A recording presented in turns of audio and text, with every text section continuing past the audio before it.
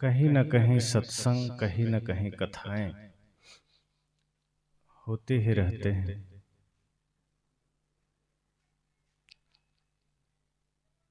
और आप सब भी कहीं न कहीं से जुड़े रहते हैं, किसी न किसी रूप में, किसी न किसी धर्मगुरु से, किसी संत से, किसी शास्त्र से आप सबका जीवन जुड़ा हुआ है। चूंकि हमारा भारतवर्ष धर्म प्रधान देश है, भारत की पहचान ही धर्म से है,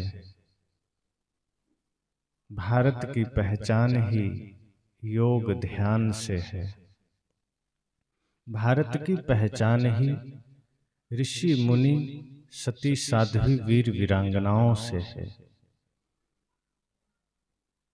इतने सत्संग, इतने शास्त्र, इतने संत, इतनी कथाएं होने के बाद भी आज परिवार में शांति क्यों नहीं है?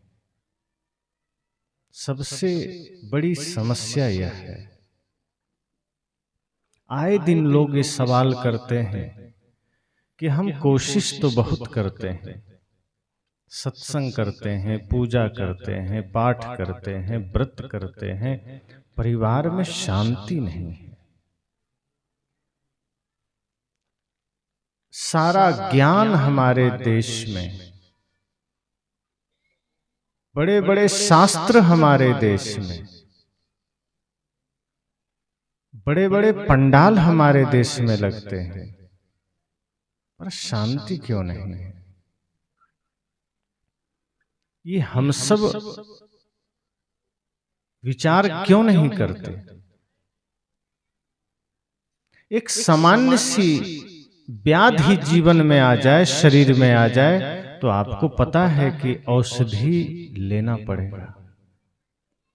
मान लीजिए किसी को सिर में दर्द है और डॉक्टर साहब ने कोई दवा दी, और वो दवा ले करके आप उसे सिर्फ आंखों से देख लीजिए और फिर डॉक्टर को दे दीजिए, तो सिर दर्द ठीक हो जाएगा।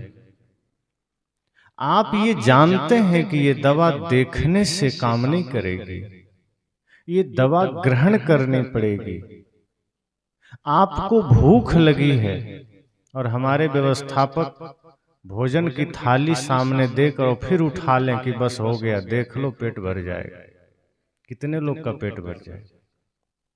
ठंडी लगी हो और गर्म कपड़े सबको ऊपर से दिखा दिए जाएं, कितने को गर्मी आ जाए? बाहर सबको पता है कि दवा खानी पड़ेगी, भोजन ग्रहण करना पड़ेगा, गर्म कपड़े शरीर में पहनने पड़ेंगे, लेकिन जब सत्संग की बात है, कथा की बात है, तो वहां हम सिर्फ देख करके, बाहर से सुन करके हम चल देते हैं। इसलिए हमारे जीवन में अशांति है, परिवार में अशांति है। अब कोई आदमी यह कहे कि सूर्योदय हो चुका है और हमें दिखाई नहीं दे रहा, तो आप क्या कहेंगे? कि सूर्योदय हो चुका है फिर भी तुम्हें दिखाई नहीं दे रहा, इसका इतना ही अर्थ हो सकता है कि तुम्हारी आंखें खराब हैं, वरना और कोई बात नहीं है कि तुम्हें दिखाई न दे। या तो सूर्योदय हुआ ही ना हो, ये हो सकता है, लेकिन यदि सूर्योदय हो चुका है तो एक बात जो सबसे सत्य है वह यह है कि फिर भी कोई कहता है हमें दिख नहीं रहा है, इसका मतलब वो आदमी नेत्रहीन है, अंधा है।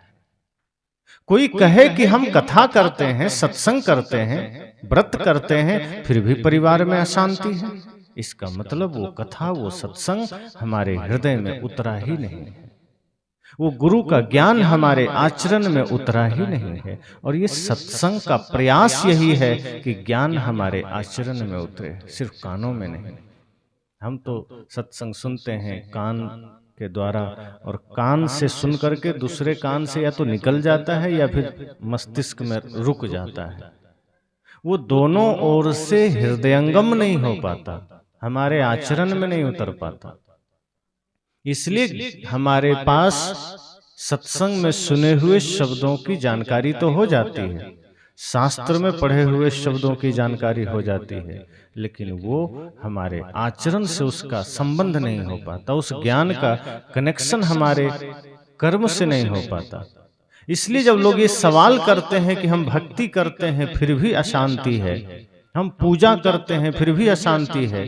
एक माता ने कहा कि हम व्रत करते हैं, सोमवार को भी रहते हैं, एकादशी भी करते हैं, पूर्णिमा व्रत भी करते हैं, फिर भी पति पत्नी में झगड़े होते हैं, फिर भी बेटे बात नहीं मानते हैं।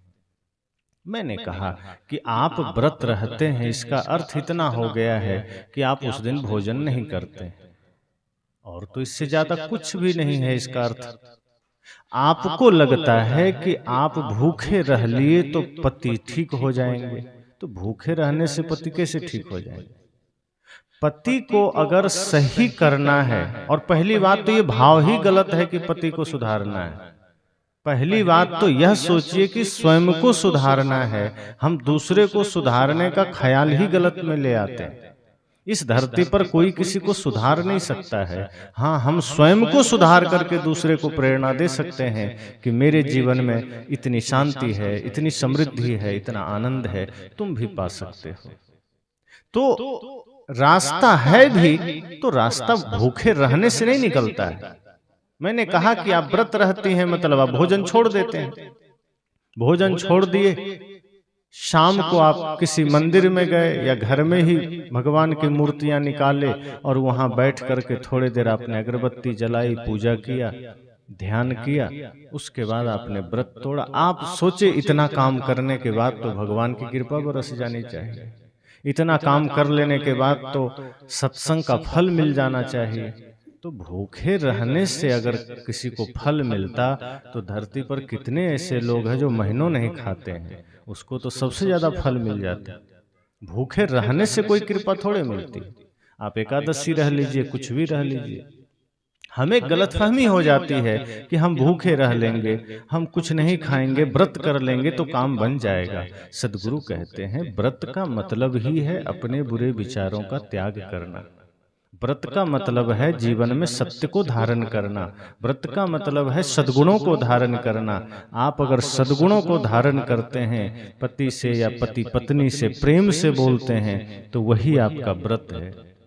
और राम जी के लिए कहा ही गया माता सीता को, माता सीता एकादशी नहीं करती थी, न तो पूनम व्रत करती थी। परिवार में शांति का, जीवन में शांति का सूत्र क्या है? माता सीता से कहा गया, उनको उनकी माँ ने शिक्षा दिया कि तुम जब जा रही हो ससुराल तो याद रखना सास ससुर ही तुम्हारे माता पिता हैं, पति ही तुम्हारे देवता हैं, और एक बात याद रखना, एक ही व्रत एक धर्म नेमा, काय वचन मन पति पद प्रेमा। कि एक ही व्रत, एक ही धर्म, एक ही नियम तुम्हारे जीवन में होना चाहिए कि पति के चरणों में प्रेम रखना। और ये बात राम जी के लिए भी उनकी माँ ने समझाया था कि अब एक ही पत्नी व्रता धर्म का पालन करना, और पत्नी के सिवा कहीं और कोई मन, कोई दिल, कोई दिमाग न रखना, उनके प्रति ही समर्पण रखना। तो इस तरह से व्रत होते हैं, इस तरह से परिवार में शांति आती। तो ये समस्या आज हर लोगों की है। लोग कहते हैं हम व्रत करते हैं, शांति नहीं है, हम पूजा करते हैं, शांति नहीं है, सत्संग करते हैं, परिवार में शांति नहीं है। परिवार में शांति के सूत्र अलग हैं। सत्संग करते हैं, सत्संग में होते कहाँ हैं? अब सत्संग में बैठे हैं तो सत्संग में हम तो बैठ गए, लेकिन हम बैठ के चले भी गए, सत्संग से हमारा कोई लेना देना नहीं है। संत कहते हैं आप सत्संग में बैठिए, उससे ज्यादा महत्वपूर्ण है कि सत्संग आप में बैठे। आप बैठे रहिए, सत्संग आपके अंदर बैठ जाए, तब काम बनेगा। अगर सत्संग आपके अंदर नहीं बैठा तो समझना कि आप कहीं बैठिए, क्या मतलब है? कोई आदमी अगर अपने मन वचन कर्म को शांत रख करके सत्संग में बैठेगा तो सत्संग का लाभ मिलेगा, और फिर वो आदमी बाजार में भी रहेगा तो सत्संग उसके साथ रहेगा। कहा था मैंने प्रथम सत्र में। इसलिए आज अगर इस तरह के प्रश्न आते हैं कि परिवार में शांति कैसे आएगी, तो परिवार में शांति लाने के लिए कोई दवाई नहीं है कि आप बाजार में जाएंगे और डॉक्टर के यहाँ या दुकान को बोलेंगे कि हमें एक दवाई या कोई वस्तु दे दीजिए ताकि सब घर वाले खा लें और परिवार में शांति आ जाए। वो संयम है, नियम है, प्रेम है, ये आपको अपने हृदय में ग्रहण करना होगा, शांति आ जाएगी। एक दूसरे के प्रति समर्पण करना होगा, एक दूसरे के प्रति प्रेम हो, समर्पण हो। पर आदमी का अहंकार एक दूसरे के प्रति समर्पित होने नहीं देता है। कोई थोड़ा सा बड़ा है, पति सोचता है मैं तो पति हूं, मुझे तो शास्त्रों में परमेश्वर कहा गया, हम पत्नी के सामने कैसे झुक जाएंगे। घमंड में बैठा है कि हम तो परमेश्वर हैं, हमें तो शास्त्र ने ही परमेश्वर बना दिया, हम झुकेंगे, पत्नी को ही झुकना होगा। तो घर तो नरक बनेगा ही। जिस दिन पति को पत्नी में परमेश्वरी भगवती का दर्शन हो जाए और पत्नी को पति में भगवान का दर्शन हो जाए, तब घर स्वर्ग बनता है। यहाँ तो हम ये अहंकार गांठ लेते हैं कि हम बड़े हैं तो हम नहीं झुक सकते हैं, सामने वाला ही झुके, वही हमारे प्रति समर्पित हो। और ऐसी बातें सिर्फ जड़ पदार्थों के लिए की जा सकती है, जो भी जिंदा है वहां बराबर समर्पण चाहिए। अब पत्नी कोई जड़ थोड़े है कि आप उसको समर्पित करा लेंगे कि तुम झुके रहो, हम नहीं झुकेंगे। या छोटा भाई कोई लकड़ी थोड़े है कि उसको जैसे मन वैसे बांध दो।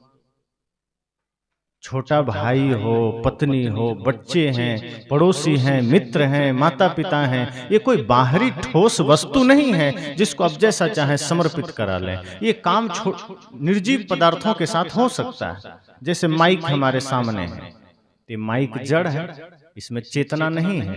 तो जैसा हमारा मन है हम उसको वैसा सामने रखेंगे। ये माइक विरोध करेगा कि नहीं हम ऐसे नहीं लगेंगे, हमको तो इधर से लगाओ, माइक नहीं बोलेगा कुछ।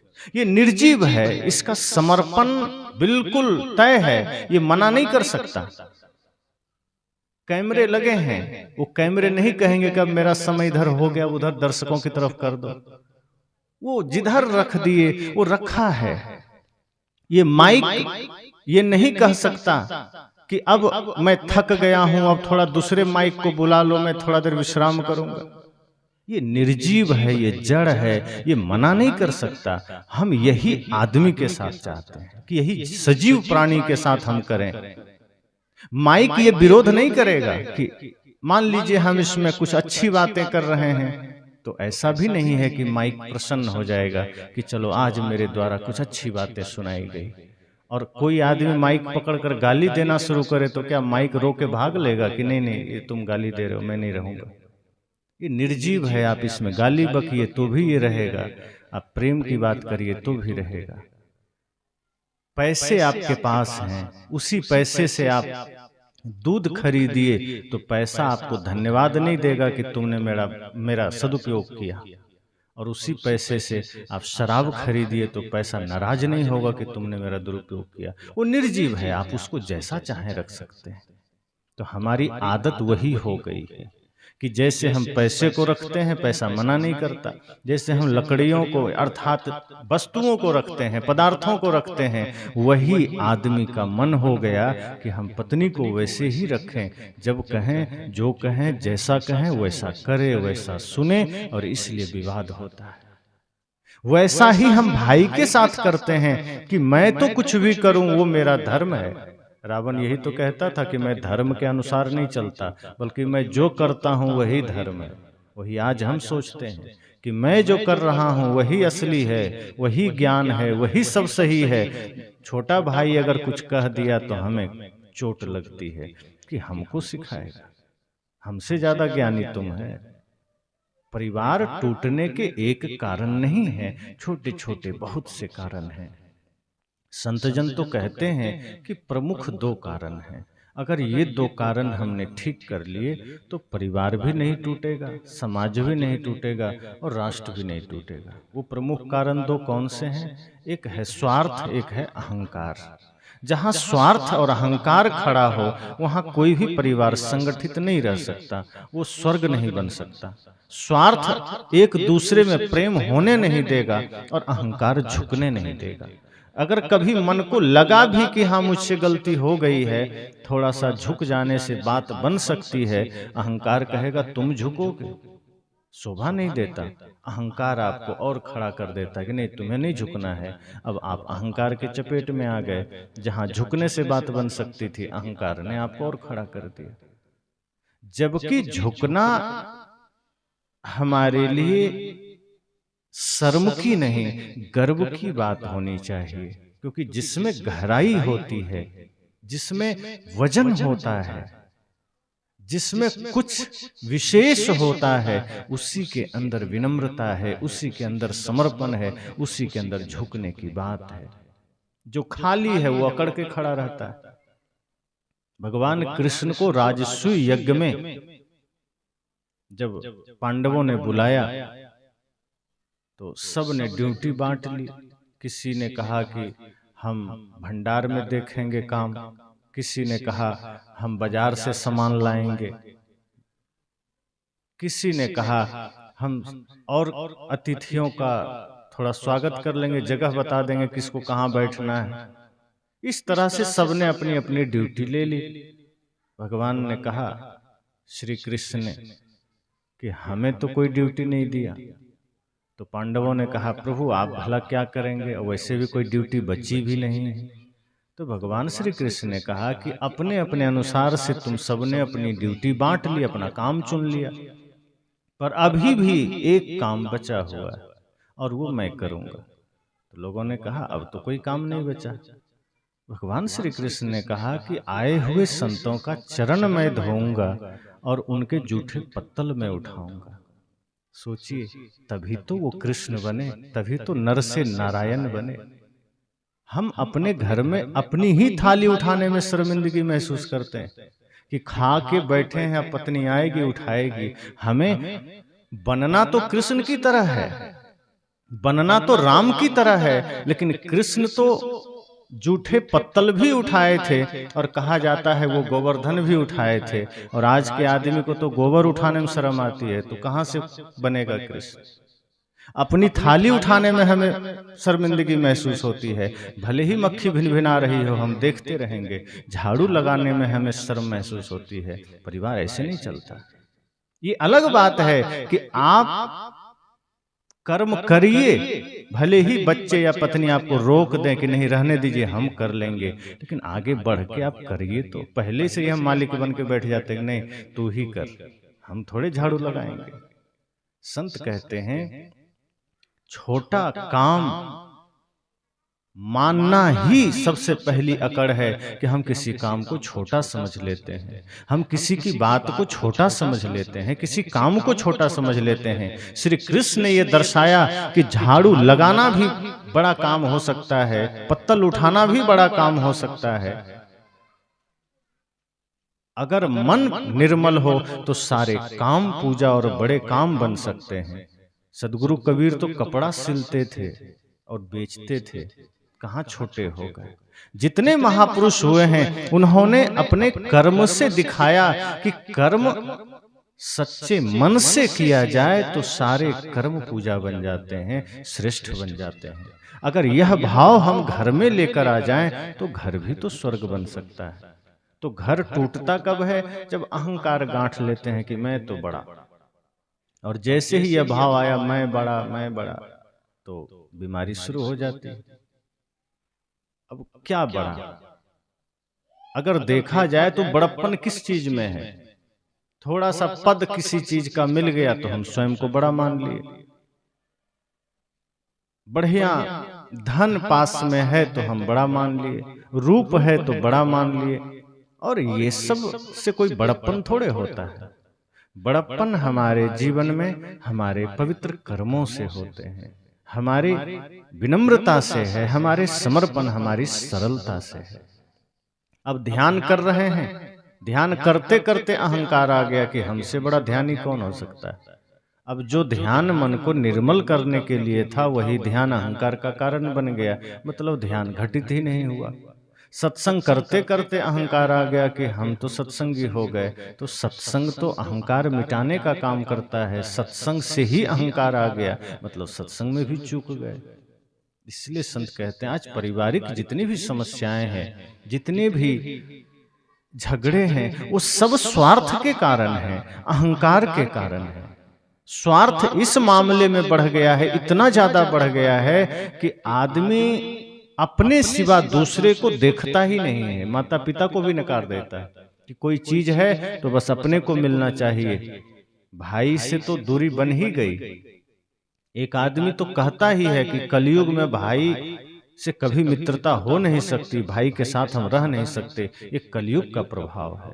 संत ने कहा ये कलयुग का नहीं, तुम्हारे गंदे मन का प्रभाव है। वरना आज भी लोग सतयुग की भांति जीते हैं। ये मन में धारणा ही बन गई कि भाई है मतलब बंटवारा होगा ही, भाई है मतलब उस के साथ हम रह ही नहीं सकते। और ये सारी समस्याएं आती स्वार्थ से है, अहंकार से है। एक संत एक घटना सुना रहे थे। दो भाइयों की घटना थी कि दो भाई थे।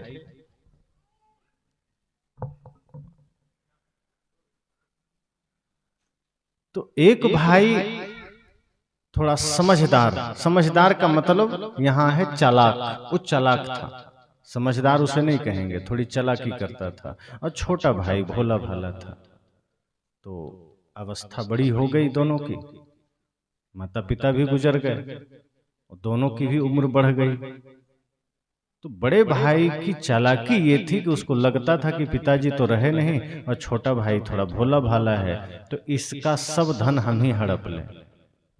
उसके मन में ये हुआ कि इसे कुछ भी ना दें, है भी भोला भाला और छोटा भाई का समर्पण भी था, बड़े भाई के प्रति बड़ा सम्मान देता था, बड़ी श्रद्धा थी, बड़ी निष्ठा थी। बड़े भाई को वो समझता था कि मेरे भैया राम हैं, लेकिन बड़ा भाई राम नहीं, वो रावण था।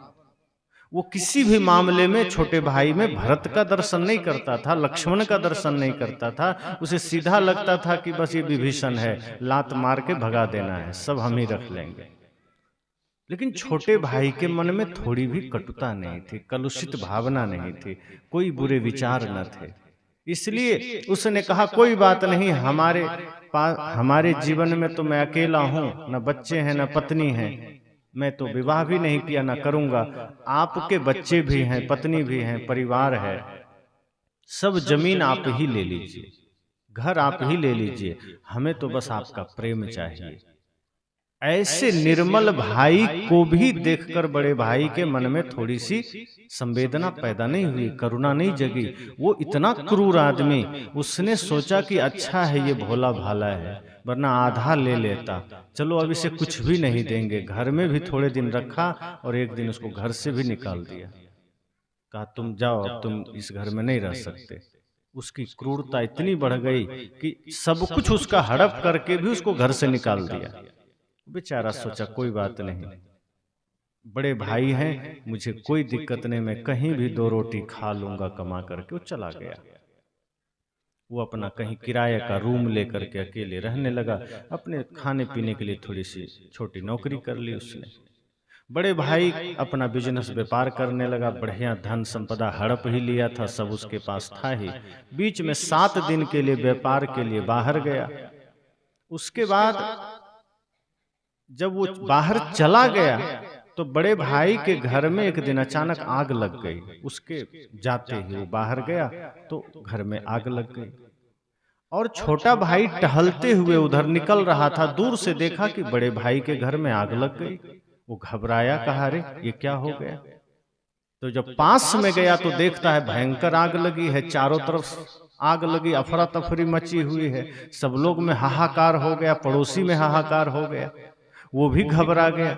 पता चला नहीं बड़े भाई बाहर गए हुए हैं। तब और चिंता हुई कि बड़े भाई नहीं हैं तो हमारी जिम्मेदारी बनती है कि हम जाकर के हेल्प कर दें, सहायता कर दें। वो गया, अपनी भाभी से कहा कि क्या हो गया ये सब, चलिए मैं मदद करता हूँ। जैसे तैसे सामान सब बाहर लाया। और तब उसकी भाभी को थोड़ा एहसास हुआ कि देखो, जिसको हमने घर से निकलवा दिया, जिस देवर को हमने बुरा भला कहा, कटु शब्द कहे, जिसके लिए मेरे मन में विष था, वो आज सारे दुख दर्द पीड़ा आलोचना भूल करके आ गया है। और हमारी सेवा सहायता कर रहा है, सामान बचा रहा है। और तभी उस छोटे भाई ने अपनी भाभी से पूछा कि और आप छोटा बच्चा मुन्ना कहाँ है? तब सबको ध्यान आया कि वो तो घर में ही है, वो तो बाहर निकाला ही नहीं गया। अब उसकी भाभी रोने लगी। अब सोचिए, इकलौता बच्चा हो किसी का और वो अंदर भयंकर आग के बीच में फंस गया हो, क्या दशा होगी। सब गांव वालों ने कहा अब तो कुछ नहीं हो सकता, आग बढ़ चुकी है, अब घर में जो घुसेगा वो मर जाएगा। उसकी भाभी का भाई भी बगल में खड़ा था। उसने कहा कि तुम जाओ बचाने। उसने कहा कि अगर मैं गया तो मैं जल जाऊंगा, मैं ना जा सकूंगा। लेकिन उसके छोटे देवर ने वो कहा कि मैं जाता हूं। लोगों ने रोका कि ना मत, तो तुम मत जाओ, अनर्थ हो जाएगा। अब न सामान बाहर आ सकता है, न वो छोटा बच्चा आ सकता है, और जो जाएगा वो तो नहीं ही आ सकता है। फिर भी उसने हिम्मत किया कि मेरे रहते हुए बड़े भैया की अनुपस्थिति में अगर मुन्ना को कुछ हो गया तो ये कलंक लेकर मैं नहीं जी सकता। उससे अच्छा न्यौछावर कर दें हम भले ही प्राण को, लेकिन बचाने का प्रयास तो करेंगे। अब देखिए, कहानियां हो सकता है ये सत्य घटना ही हो, लेकिन हम सबको विचार क्या करना है कि बड़े भाई ने उसके साथ क्या दुर्व्यवहार किया, पर छोटे भाई ने अंतिम सांस तक, आखिरी समय तक भी ये सोचा कि बड़े भाई ने अपना कर्तव्य निभाया है, जो अच्छा लगा। मैं छोटा भाई हूं, मैं तो अपना कर्तव्य निभाऊंगा। भले ही बड़े भाई अपना कर्तव्य प्रेम पूर्वक नहीं निभा पाए, भले ही वो हमारे प्रति कटु व्यवहार किए, छल का व्यवहार किए, पर मैं तो नहीं कर सकता। मैंने तो रामायण पढ़ा है, मैं तो लक्ष्मण बनकर के ही रहूंगा, मैं तो भरत बनकर के ही रहूंगा। और उसने यही सब सोचते हुए कंबल ओढ़ा और किसी तरह आग को चीरते हुए गया। यहाँ वहां झांका, मिल गया बच्चा कमरे में, उठा करके आग को चीरते हुए बाहर आया। और बाहर आया, बच्चे को दिया और वो बेहोश होकर गिर पड़ा। झुलस गया था लगभग 70%। बच्चे को बचाने में बच्चे को कुछ नहीं हुआ, बचा लिया, लेकिन उसकी भाभी की आंखों से आंसू रुक नहीं रहे हैं। वो बच्चे को देख करके जितना खुश हो सकती थी, उससे ज्यादा वो रो रही है। आज उसको लगा कि ये देवर नहीं, मेरा भगवान है, ये मेरे जीवन में मसीहा बनकर आया, ये अपने प्राणों की परवाह न किया, मेरे बच्चे को बचा लिया। और फिर उसे अस्पताल में भर्ती कराया गया। डॉक्टर जांच करके उसकी चिकित्सा में लग गए।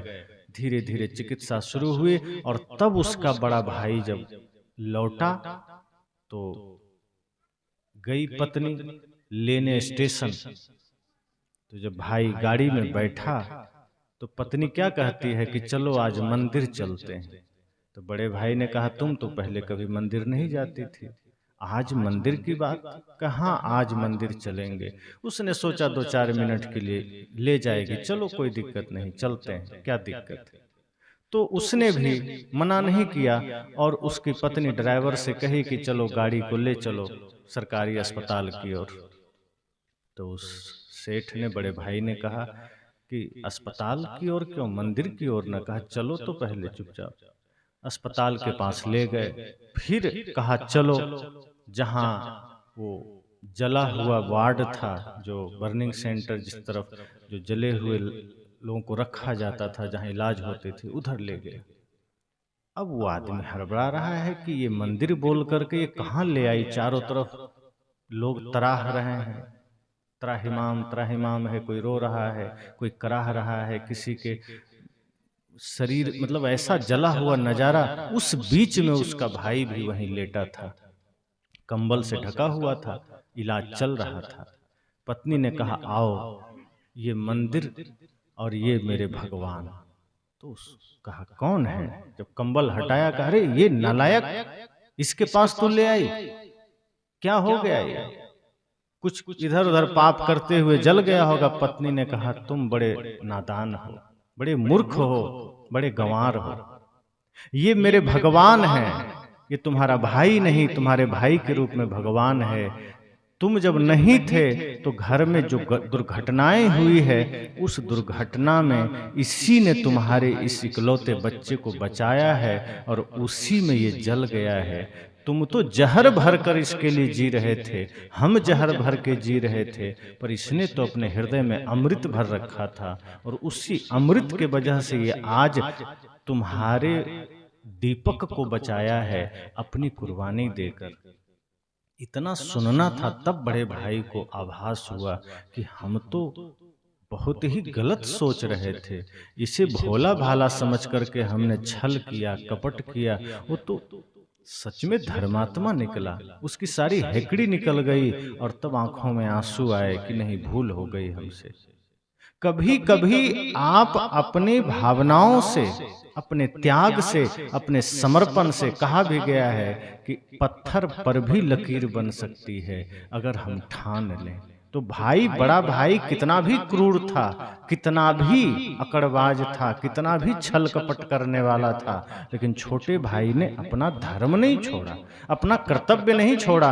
अपने कर्तव्य, अपने धर्म, अपने निष्ठा, अपने समर्पण से बड़े भाई जैसे पत्थर दिल को भी पिघला दिया और वो वहीं चरण पकड़कर रोने लगा कि ये घर अब तुम्हारा है, ये जीवन तुम्हारा है। और अब तक उस घर पर जब वो स्वस्थ हुआ, जब घर पहुंचा, तो जिस घर के बाहर अकेले बड़ा भाई का नेम प्लेट लिखा हुआ था, तब देखता है कि दोनों भाई का नेम प्लेट लिखा हुआ है, दोनों के लिए सुख सुविधाएं हैं, दोनों के लिए व्यवस्थाएं हैं। घर तुरंत स्वर्ग बन गया, घर मंदिर बन गया। एक भाई ने समर्पण किया, एक भाई ने त्याग किया, एक भाई ने प्रेम को नहीं छोड़ा, तो दूसरे के भी जीवन में प्रेम का पुष्प खिल उठा। परिवार ऐसे स्वर्ग नहीं बनता है। हम सोचते हैं थोड़ा सा व्रत कर लिए परिवार स्वर्ग बन जाए, थोड़ा सत्संग में चले गए परिवार स्वर्ग बन जाए। परिवार स्वर्ग बनता है एक दूसरे के तप से, एक दूसरे के त्याग से, एक दूसरे के समर्पण से। आज तो हमारा परिवार नर्क बना हुआ है। आज दो भाई है, आपस में बात नहीं होती। बड़ा भाई घर आया, खा के निकल लिया, बाद में छोटा भाई आया, वो खा के निकल लिया। ऐसा मालूम पड़ता है घर नहीं होटल है। जैसे होटल में जाते हैं, खाते हैं, बिल चुकाते हैं, निकल जाते हैं। घर घर कहाँ रहा। अगर दो भाई में प्रेम हो तो वो घर मंदिर बन जाता है, और भाई, पति, पत्नी, माँ, बच्चे सब में प्रेम हो तो वही मंदिर स्वर्ग बन जाता है। इसलिए संत कहते हैं कि अगर आज परिवार में शांति नहीं है तो इसका कारण इतना है कि आप खुद शांति से जीने का कोई उपाय नहीं करते। उपाय करते भी हैं, बाहर बाहर करते हैं। मैंने कहा था कि उपाय हम सस्ता वाला करते हैं, जो मेहनत वाला काम है वो नहीं करते हैं। अगर प्रेम से जीवन बदल सकता है तो हम प्रेम नहीं करते हैं। किसी के साथ समर्पण से जी करके हम घर को स्वर्ग बना सकते हैं, तो हम समर्पण के साथ नहीं जीते हैं। हम सोचते हैं पूजा करके समर्पण आ जाए, हम सोचते हैं माला जप करें और भाई मान जाए। अब जैसे कई बार लोग क्या करते हैं, छोटे भाई का दिल दुखा दिए, उल्टा सीधा बोल दिए और लगा कि हमसे पाप हुआ है, तो छोटे भाई से जाके माफी नहीं मांगेंगे, वो मंदिर चले जाएंगे, हनुमान जी से कहेंगे प्रभु माफ करना, छोटे भाई का दिल दुखा दिया। तो सोच लो, वहां हनुमान जी तो सामने नहीं है। अगर कहीं सच में हनुमान जी बैठे होते तो एक गदा मारते कि गलती किया है छोटे भाई से, माफी हमसे मांग रहा है, जाओ पहले छोटे भाई से माफी मांगो। लेकिन हम इतने ना समझ कि हम भगवान से माफी मांगने चले जाते हैं और सोचते हैं परिवार ठीक हो जाए। हम किसी का दिल दुखाते हैं, उससे तो कभी माफी नहीं मांगते। हम किसी के साथ बदसलूकी करते हैं, उससे माफी नहीं मांगते। हम सोचते हैं कोई बात नहीं, मंदिर में जाके 2 नारियल चढ़ा देंगे, जैसे कि भगवान एजेंट है दूसरे का, कि वो जाके उनको समझा देंगे कि भैया वो हमको नारियल दे दिए तो मान जाए। ऐसा होगा क्या? भगवान बीच में थोड़े कोई काम करेंगे आपका कि आप कुछ कर दें किसी के साथ और भगवान जाके समझा देंगे। ऐसा नहीं होता, क्योंकि जिसका दिल आपने दुखाया है सच में भगवान उसके हृदय में बैठा है। और अगर उस भगवान को आपने चोट पहुंचाई है तो मंदिर का भगवान फिर कुछ नहीं कर सकता। इसलिए शांति का रास्ता यही है कि जहाँ प्रेम हो, विनम्रता हो, सरलता हो। परिवार को चलाना है तो सबसे पहले स्वार्थ छोड़ देना होगा। परिवार में शांति चाहिए, परिवार स्वर्ग जैसा चाहिए तो अहंकार छोड़ देना होगा। जितनी विनम्रता, जितनी सरलता जीवन में होगी, परिवार उतना सुंदर बनेगा, उतना स्वर्ग बनेगा। इसलिए आज धर्म कथा जगह जगह हो रहे हैं, पंडाल लगते हैं, सत्संग होते हैं, शास्त्रों के पाठ होते हैं, मंदिर में लोग जाते हैं। और जब सावन का महीना आता है तो एक महीना तो और ज्यादा लंबी लाइन लोग लगा देते हैं। जहां जहां शिवलिंग है सब जल भर करके वहां एकदम नंगे पांव दौड़ पड़ते हैं। बिहार में हम लोग जहां आश्रम है, सावन भर वो रोड भरा हुआ रहता है, कांवर लेकर के आदमी दौड़े चला जाता है। और वो एक महीने के लिए धार्मिक बनता है, वो साल भर धार्मिक नहीं रहता है। उस सावन भर के लिए मांस छोड़ देता है, मदिरा छोड़ देता है और धार्मिक बनकर के शिव जी के पास जाता है कि बाबा हम तो एकदम धार्मिक आदमी हैं, कृपा करना। अगर वो अंतर्यामी है तो वो जान रहे हैं कि एक महीना पहले ये कितना मुर्गी खा के आया है, कितना शराब पी कर आया है, कितना बकरा मार कर आया है। और हम सोचते हैं कि वो तो अंतर्यामी है, लेकिन इस बात को नहीं जानेंगे। अगर आपको लगता है कि वो भोले भाले हैं तो फिर आप उनको बेवकूफ बना रहे हैं, फिर तो भगवान को ही बेवकूफ बना रहे हैं। तो हम परिवार में शांति भी किस तरह से चाहते हैं कि हमारा मांस नहीं छूटे, मदिरा नहीं छूटे, हमारा जुआ खेलना नहीं छूटे, हमारा छल कपट नहीं छूटे, हमारा शकुनी वाला काम नहीं छूटे। बस प्रभु की कृपा बन जाए और परिवार में शांति आ जाए। ये कभी संभव है? परिवार में शांति तब आती है जब हमारा खान पान भी ठीक हो जाए, हमारा मन भी ठीक हो जाए, हमारा चिंतन भी ठीक हो जाए, हमारा वचन भी ठीक हो जाए। ये कुछ समय के लिए होता है ना, सीजनेबल धार्मिक होना। जैसे मान लीजिए अभी ये कुछ सीजन चलता है भाजी का, आपके यहाँ भाजी ज्यादा है तो यहाँ भाजी का, कुछ भाजी का सीजन है, कुछ फल का सीजन है, कुछ सब्जियों का सीजन है। तो इसी तरह से आदमी सीजन के हिसाब से धार्मिक बन जाता है। कि जैसे बिहार में छठ पूजा है तो 3 दिन के लिए लोग धार्मिक बन जाते हैं, सावन का महीना है तो 1 महीने के लिए धार्मिक बन जाते हैं, दुर्गा पूजा है तो इधर के 8-9 दिन धार्मिक बन जाते हैं और 10वें दिन उससे बड़ा राक्षस कोई नहीं है। 9 दिन इतना भयंकर व्रत करेगा कि शिवजी को भी और राम जी को, दुर्गा माता को भी धोखा हो जाएगा कि लगता है हमसे बड़ा तपस्वी तो यही लोग हैं। लेकिन 10वें दिन उसको लगेगा कि नहीं, ये सब रावण का ही भी बाप है कि इतना हत्या।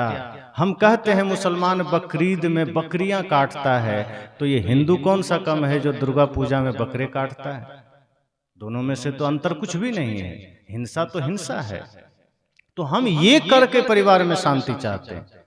दुर्गा माता के आगे बकरे की बलि दे करके लोग कहते हैं परिवार की शांति के लिए हमने बलि दिया। एक बकरे का परिवार को उजाड़ दिया, अपने परिवार में शांति ले आओगे?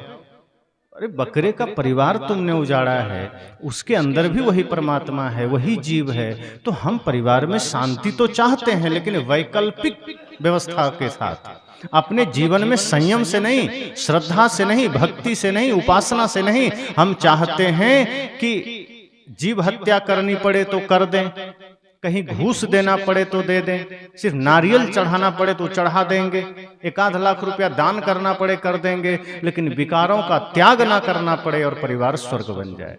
इससे कभी नहीं होगा।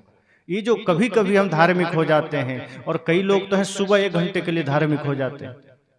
बड़े बड़े सेठ साहूकार दुकानदार वो सुबह 1 घंटे बड़े धार्मिक हो जाएंगे। वो 1 घंटा एकदम माया मोह से दूर अगरबत्ती लेकर के राम राम राम राम या कोई भी मंत्र जाप करेंगे। लेकिन जैसे ही पूजा खत्म होगी, जब वो दुकान पर जाएंगे तो फिर वो जेब काटने की पूरी तरकीब लेकर बैठते हैं कि कैसे किसी की जेब काटी जाए, कि कैसे किसी को धोखा दिया जाए, कैसे वस्तुओं में मिलावट किया जाए। और इससे हम सोचते परिवार में शांति आ जाएगी।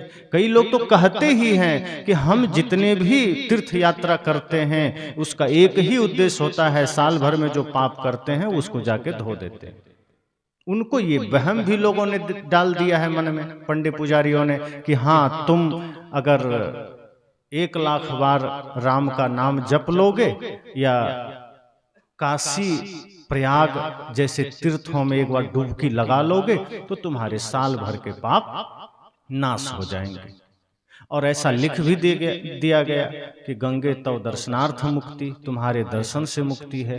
तो परिवार में शांति कैसे आएगी, बहुत सारे हथकंडे हमें बताए गए और हम वही सब करना चाहते हैं। लेकिन वास्तव में शांति आती है स्वार्थ छोड़ने से, गलत खानपान छोड़ने से, अहंकार छोड़ने से, छल कपट छोड़ने से। और ये छूटता नहीं है। ये जिसका छूट गया घर उसका स्वर्ग बन गया। ये जिसने छोड़ दिया वो समझना अपने घर को मंदिर बना लिया। तो बाहर के इन सारे हथकंडों से कभी शांति नहीं आएगी। सद्गुरु तो बड़ा सरल रास्ता देते हैं कि अगर परिवार में शांति चाहते हैं, जीवन में शांति चाहते हैं, तो मन वचन कर्म को पवित्र करिए, निर्मल करिए। यही एक मार्ग है। बाकी आप किसी भी तरह से अगर गलत कर रहे हैं, तन से, मन से, वचन से, तो उस वजह से आपके जीवन में शांति नहीं आएगी, परिवार में भी शांति नहीं आएगी, समाज में भी नहीं आएगी। चाहे रामायण की कथा सुन लीजिए, चाहे भागवत की कथा सुन लीजिए। मैं तो कहा कि जगह जगह पंडाल लगते हैं, सत्संग होते हैं, कथाएं होती है, बड़े बड़े संत आते हैं, कथा करते हैं, चले जाते हैं। क्यों नहीं जीवन बदलता? क्योंकि सही राह दिखाने वाले कम हैं। सही राह दिखाने वाले अगर आपको सही रास्ता दिखा गए, तभी कोई आ गया नकली धर्म गुरु। वो कहता है कि नहीं नहीं, ये फिजूल है, इतना टाइम बर्बाद करने की जरूरत नहीं है, इतना पढ़ने की भी जरूरत नहीं है, बस बेलपत्र लेना, शहद लगाना, शिवलिंग में चिपका देना, एकदम फर्स्ट डिवीजन से पास हो जाओगे। अब आपको लगता है इससे बढ़िया उपाय क्या होगा? पहले वाले गुरुजी तो बहुत लंबा चौड़ा कहानी बता के, उतना कौन करेगा? टाइम है। कौन मांस मछली का त्याग करे? कौन बच्चे को पढ़ाए? और बेचारा खुद का बेटा फेल हो गया कहते कहते। तो ये चीजों से हमें मन में लगता है कि यही ठीक है। बड़े बड़े धर्म गुरु आपको बता दिए आपके पाप कटेंगे नहाने से, व्रत करने से, नाम लेने से, मंदिर जाने से। अब इस तरह से मन को भरमा दिया गया कि आदमी वही काम करने लगता है। एक जो मूल में समस्या है उस पर हमारा ध्यान नहीं जाता है। तो इसलिए मैंने कहा कि सत्संग आपको ये राह दिखाता है कि यहां वहां भटकने की जरूरत नहीं है। सत्संग सिर्फ आपको जागृत करता है। सदगुरु कबीर की परंपरा में कोई भी संत आपको ये नहीं कहेंगे कि मेरी शरण में आ जाइए, मैं आपको मोक्ष दे दूंगा। और ऐसा कोई भी कहता है तो उसको एक नंबर का धूर्त समझना। किसी के जेब में मोक्ष नहीं है। सच्चे गुरु वो होते हैं जो आपको ये कहे कि मैं सिर्फ आपको मुक्ति का सूत्र दे सकता हूँ, मैं आपको सिर्फ मुक्ति का मार्ग बता सकता हूँ, चलना आपको है तब आप पहुँचेंगे। मेरा काम इतना है कि आपको मैं हाथ में दिया दे दूंगा। सच्चे गुरु बड़े ईमानदार होते हैं। वो आपको किससे कहानी नहीं बताएंगे, वो हवा में उड़ने की बात नहीं करेंगे कि हाँ मेरे पास सिद्धियां हैं, मेरे पास ये है वो है, मैं तो आकाश में उड़ लेता हूँ, मेरे गुरु तो ऐसे वैसे कमल फूल पर आ गए थे। ये सच्चे गुरु आपको भटकाएंगे नहीं। सच्चे गुरु स्पष्ट बोलेंगे कि आप अगर तप करेंगे, ध्यान करेंगे, मन वचन कर्म को निर्मल करेंगे, माता पिता गुरु एवं राष्ट्र में श्रद्धा रखेंगे, तो आप इंसान बन जाएंगे और फिर आप भगवान भी बन जाएंगे, आपके पाप भी कट जाएंगे। और अगर आपको लगता है कि किसी नाम को जपने से पाप कटेंगे तो ये संभव नहीं है, कोई उपाय नहीं है। तो ईमानदार गुरु से अगर आप मिलते हैं तो आपके जीवन में शायद परिवर्तन आ जाए। बिना मेहनत के कुछ नहीं होता। अभी जितने लोग बैठे हैं इसमें से अधिकांश किसान वर्ग के लोग हैं। आप खुद सोचिए, आप अपने धान खेत में जाइए और वहां बैठ करके माता अन्नपूर्णा और लक्ष्मी देवी का वंदना करिए 2-2 घंटा रोज, तो कितना धान हो जाएगा आपके खेत में। आप भी जानते हैं कि वहां ट्रैक्टर चलवाना पड़ेगा, धान का बीज डालना पड़ेगा, उसमें खाद डालना पड़ेगा, निराई गुड़ाई करना पड़ेगा, पानी कम जाएगा पानी डालना पड़ेगा। तो जब एक छोटे से धान को उपजाने के लिए इतनी मेहनत करनी पड़ती है, तो परम शांति के लिए क्या ऐसे बैठे बैठे हो जाएगा? मंत्र से हो जाएगा? लेकिन आपको बता दिया गया कि नहीं, शांति तो मंत्र से हो जाएगा, पाप तो मंत्र से कट जाएगा, इस भ्रम में मत रहना। आपको एक छोटा सा काम है, पेट को भोजन देना है, वो भोजन भी आपको बनाना पड़ता है, उस भोजन के लिए भी आपको श्रम करना पड़ता है, मंत्र से नहीं हो जाता। आप बैठ जाइए, मंत्र को चेक करिए कि जब मंत्र से मुक्ति मिल सकता है, मंत्र से पाप कट सकता है, तो सबसे पहले उस मंत्र को चेक करिए कि मंत्र जपते जपते भूख मिट जाए, प्यास मिट जाए और घर बन जाए, बाहर के सारे भौतिक सुविधाएं मिल जाए, तो समझना मुक्ति भी मिल जाएगी। लेकिन मंत्र से कुछ नहीं होता। मंत्र से इतना होता है कि अगर आप समर्पण के साथ एकाग्र चित्त होकर अगर गुरु के दिए हुए शब्द मंत्र को जपेंगे, तो मन जो बहिर्मुख है, मन जो दुनियादारी में चला गया है, वो लौट सकता है, वो एकाग्र हो सकता है। मंत्र का इतना ही काम है, उससे मुक्ति नहीं मिल सकता। हाँ, मंत्र मुक्ति में सहायक बन सकता है, लेकिन कब? जब गहरे रूप में आप उसका जाप करेंगे। अब मान लीजिए कोई राम राम ही कर रहा है, तो राम राम करने में अगर वो राम राम में पूरा लीन हो जाए, तो राम का मंत्र काम भी कर जाएगा। लेकिन आज किसी ने कह दिया राम जपो, तो हम उसको ड्यूटी समझ लिए, और ड्यूटी समझ करके सोचते हैं 1 घंटा में किसी तरह हजारों बार राम राम कह ले, काम बन जाएगा। अब मन में चल रहा है रावण रावण, दुकान दुकान, परिवार परिवार, अब मुख में चल रहा है राम राम राम राम। अब दोनों में कोई कनेक्शन नहीं है, तो जब कनेक्शन ही नहीं है, मन कहीं और चल रहा है, मुख में कुछ और चल रहा है, मुख कछु और हृदय कछु आना, तो फिर बात नहीं बनेगी। राम राम भी कहना है तो इतनी एकाग्रता से कहिए, लंबी गहरी श्वास लेते हुए श्वासों के साथ जब कहिए राम, तो राम कहते कहते सब तरफ से आपका चित्त हट जाए, मन हट जाए, और उस राम में पूरी चेतना केंद्रित हो जाए, तब शायद लाभ मिल जाएगा, तब शायद आपको उसका आनंद मिल जाएगा। लेकिन आज हमने गुरु के दिए हुए मंत्र को भी सिर्फ ड्यूटी समझ के लिया है। गुरु ने कोई मंत्र दे दिया कि जाओ इससे पाप कट जाएगा, तो हम सच में उसी भाव से लेते हैं कि लेना ही तो है, मन चाहे कहीं रहे। लेकिन मंत्र का उद्देश्य सिर्फ मुख से बाहर निकालना नहीं है, मंत्र के साथ साथ मन भी उसमें लीन हो जाए, मन भी उसमें समर्पित हो जाए, तब बात बनती है। और कोई भी मंत्र हो, वो इतना ही करता है कि आपके मन को एकाग्र कर देता है, मन को शांत कर देता है। और जो ईमानदार गुरु होते हैं वो यही कहते हैं कि चलना तुम्हें है।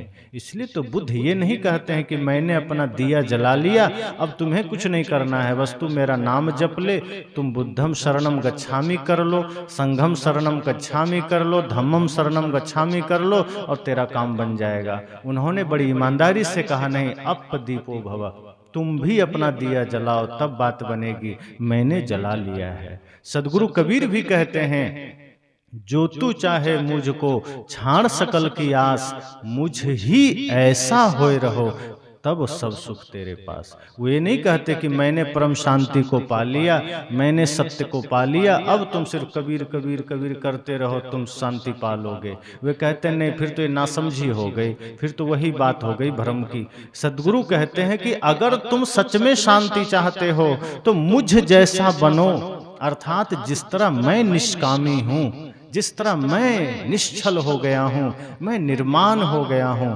मैं निष्कपट हो गया हूं, जैसे मेरे जीवन में कोई स्वार्थ नहीं, कोई कामना नहीं, कोई छल नहीं, कोई कपट नहीं, परम शांति, परम आनंद, सत्य, अहिंसा, प्रेम, करुणा के शिखर पर जैसे मैं खड़ा हूँ, ऐसे ही अगर तुम भी अपने जीवन में निष्कामता को धारण कर लेते हो, निश्चलता को, निस्वार्थ भाव को, तो तुम्हारे पास भी सारा सुख है, सारी समृद्धि है, वरना नहीं आएगी। तो जो सच्चे गुरु हैं वो आपको सच्ची बात बताते हैं, वो नहीं बताएंगे कि हाँ तुम कहीं भी कुछ करो काम बन जाएगा, बिल्कुल नहीं।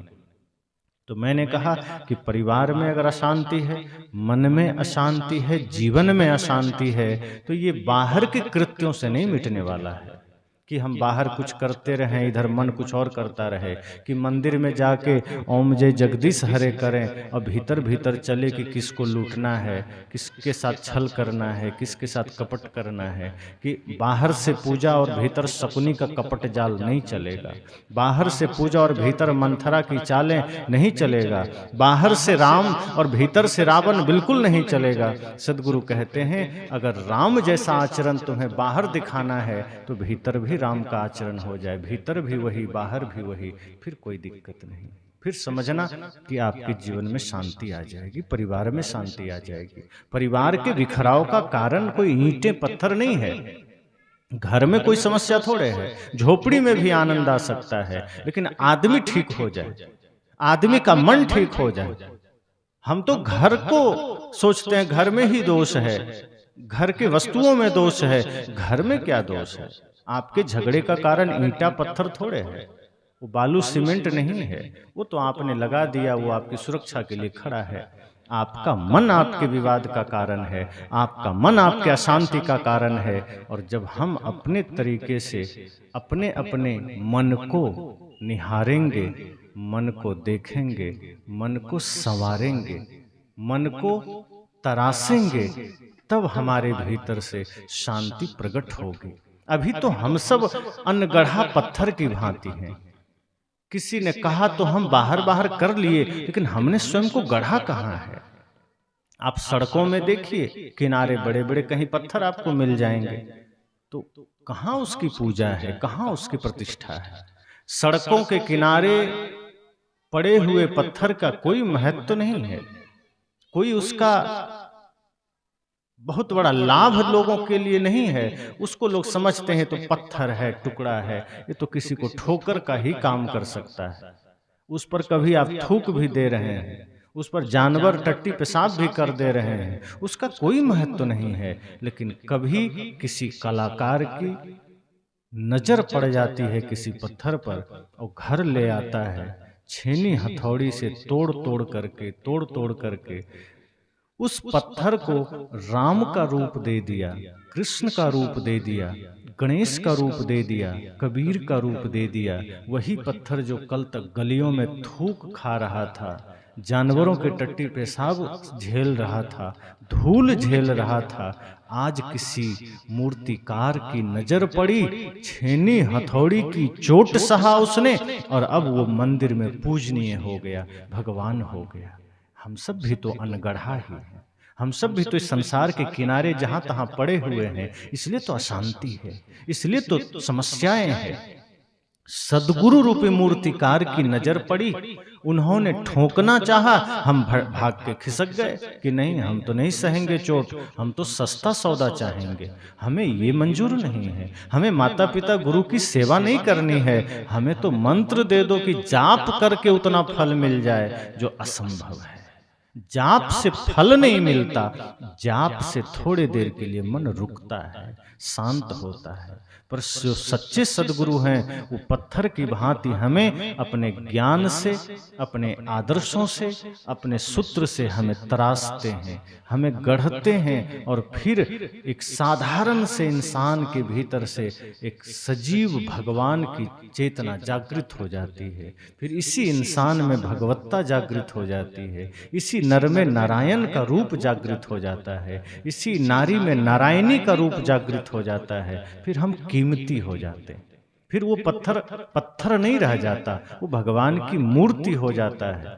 फिर वो साधारण नहीं रह जाता, फिर वो पूजनीय हो जाता है, फिर वहां हम शीश झुकाते हैं। ऐसे ही हम सब का जीवन अभी ऐसे ही साधारण है, लेकिन जब गुरु के ज्ञान की चोट पड़ती है, गुरु के वचनों का प्रहार पड़ता है और हम सरलता से उसे सह लेते हैं, विनम्रता से सह लेते हैं, तो हम सब भी नारायण बन जाते हैं, हम सब भी महत्वपूर्ण बन जाते हैं। इसलिए मैंने कहा जीवन में अगर अशांति है, मन में अशांति है, तो इसका कारण हमारी प्रक्रिया है, पद्धति है, हमारा जीने का ढंग है, और इन सब के मूल में मन ही है।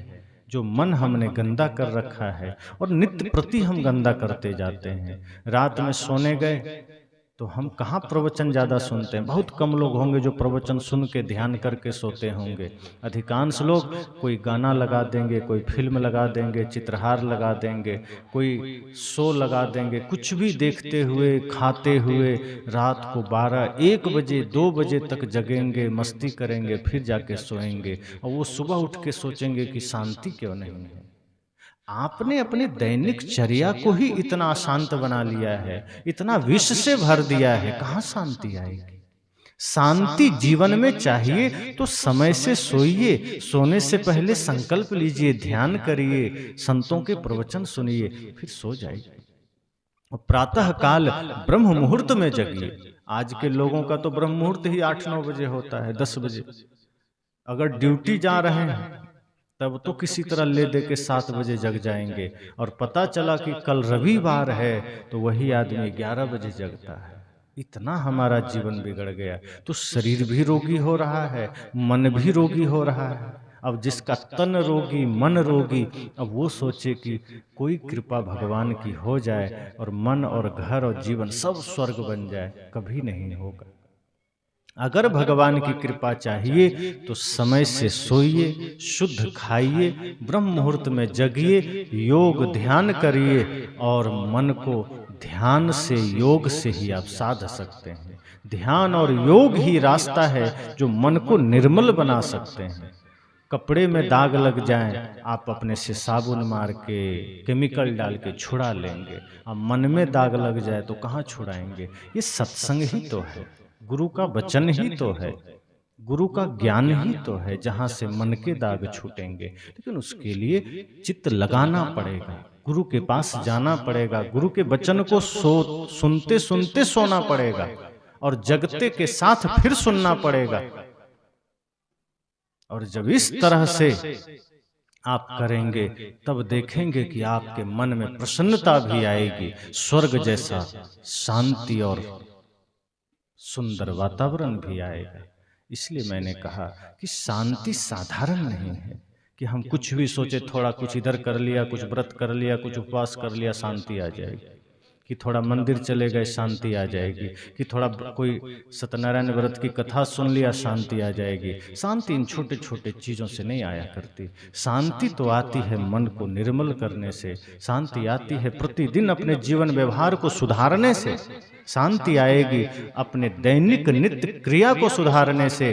24 घंटे जो आदमी अपने जीवन के एक एक पल को उत्सव बना लेता है, सुंदर बना लेता है, उसी के जीवन में शांति आ सकती है। पात्र अगर पवित्र होगा तभी तो बढ़िया चीज उसमें आएगा। अगर कचरा उठाने वाला पात्र हो, उसमें कोई दूध डालेगा? जो डालेगा वो मूर्ख ही होगा। हमने अपने हृदय को वही कचरा वाला पात्र बना रखे हैं और सोचते हैं ये सत्संग का अमृत उतर जाए, हृदय में चला जाए। वो नहीं जाएगा। पात्र सही होना चाहिए, समर्पण सही हो, लगन सही हो। तो जीवन में, परिवार में, समाज में, राष्ट्र में शांति का यही साधन है, उपाय है, बस।